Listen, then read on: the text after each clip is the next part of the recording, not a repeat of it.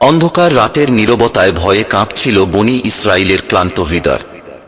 বছরের পর বছর ফিরাউনের অত্যাচার তাদের বুকের গভীরে জমে থাকা আর্তনাদকে আরো তীব্র করে তুলেছিল। সেই রাতেও তারা জানত না সামনে কি আছে, মুক্তি নাকি নিষ্ঠুর মৃত্যুর ছায়া। সামনে ছিলেন আল্লাহর প্রিয় নবী মুসা আলাইহিস সালাম, যার চোখে তখনও অটল ভরসার দিক। তিনি জানতেন তার প্রভু কখনো তার প্রিয় বান্দাদের পরিত্যাগ করেন না। পেছনে ধূলিঝড় তুলে এগিয়ে আসছিল ফিরাউনের ভয়াবহ সেনাবাহিনী। ঘোড়ার টাপুর টুপুর শব্দ যেন আকাশ কাঁপিয়ে দিচ্ছিল।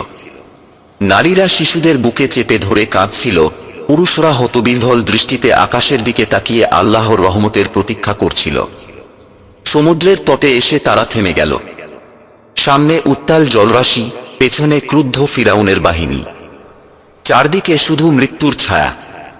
হতাশ মানুষের কণ্ঠে উঠল অসহায় চিৎকার, হে মুসা, আমাদের সামনে তো শুধু মৃত্যু। কিন্তু মুসা আলাইহিস সালাম স্থির মন নিয়ে বললেন, আমার রব আমার সাথে আছেন, তিনি আমাকে পথ দেখাবেন। এই বাক্য যেন অন্ধকার হৃদয়ে আলো ছড়িয়ে দিল। তারপর আল্লাহর নির্দেশ এলো, তোমার লাঠি সমুদ্রের দিকে আঘাত কর। মুসা আলাইহিস সালাম লাঠিটি উত্তাল জলে আঘাত করলেন, আর মুহূর্তেই ঘটল মানব ইতিহাসের বিস্ময়কর এক মহা অলৌকিকতা। সমুদ্র দুই দিকে ছিন্ন হয়ে উঁচু প্রাচীরের মতো দাঁড়িয়ে গেল। মাঝখানে তৈরি হলো শুকনো পথ, যেন বহুদিন ধরে সেখানে বাতাস বইছে।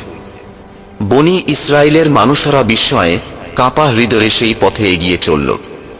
শিশুর কান্না থেমে গেল, নারীর বুকে জন্ম নিল নতুন আশার আলো। তারা আল্লাহর রহমতের স্পষ্ট নিদর্শন দেখতে দেখতে নিরাপত্তার দিকে অগ্রসর হল। যখন সবাই পথ পার হয়ে গেল, তখন ফিরাউন সেই একই পথে প্রবেশ করল, অহংকার আর প্রতিশোধের আগুনে পুড়ে। কিন্তু আল্লাহর নির্দেশে সমুদ্র আবার ভেঙে পড়ল। ফিরাউন ও তার বাহিনী গভীর অন্ধকার জলে ডুবে গেল চিরতরে। সেই মুহূর্তে বনী ইসরায়েলের চোখে অশ্রু গড়িয়ে পড়ল, ভয়ের নয়, মুক্তির সুখে, আল্লাহর প্রতি অকৃত্রিম কৃতজ্ঞতায়।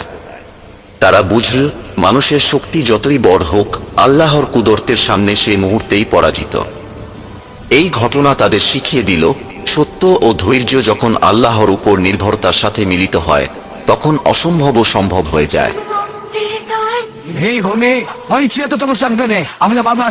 আমার চোখ থেকে